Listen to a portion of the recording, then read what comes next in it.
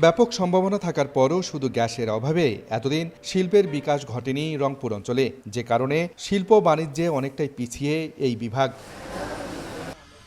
তবে শিল্পায়নের সম্ভাবনার নতুন দুয়ার হিসাবে বগুড়া থেকে নীলফামারী পর্যন্ত গ্যাস বিতরণ পাইপলাইন নির্মাণে চলতি বছরের ৩০ জুন শেষ হয়েছে প্রকল্পের কাজ। সংযোগের ক্ষেত্রে অগ্রাধিকার পাবে বিসিক শিল্পনগরী, ইপিজেড সহ অর্থনৈতিক অঞ্চল। উদ্যোক্তারা বলছেন, এক্ষেত্রে ভারী শিল্পের পাশাপাশি গুরুত্ব দিতে হবে ক্ষুদ্র ও মাঝারি শিল্পকেও।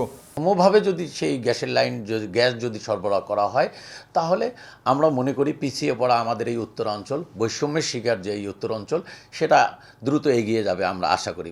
ব্যবসায়ী নেতারা জানান, গ্যাস সংযোগ দেয়া হলে শিল্পায়নের মাধ্যমে বাড়বে কর্মসংস্থান, যা এই অঞ্চলের অর্থনীতিতে বড় ভূমিকা রাখবে।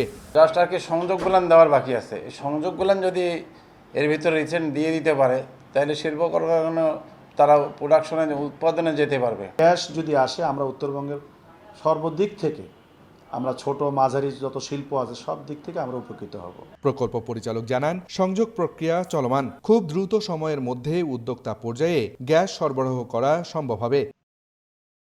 ডিস্ট্রিবিউশন পাইপলাইন রংপুর বিসিকের গেট পর্যন্ত গেছে, সৈয়দপুর বিসিকের গেট পর্যন্ত, তারপর ইপিজেড এর গেট পর্যন্ত আছে।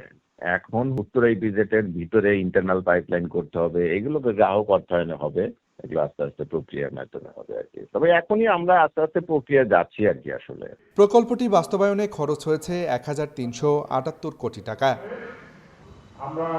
আব্দুর রশিদ জীবন, সময় সংবাদ, রংপুর।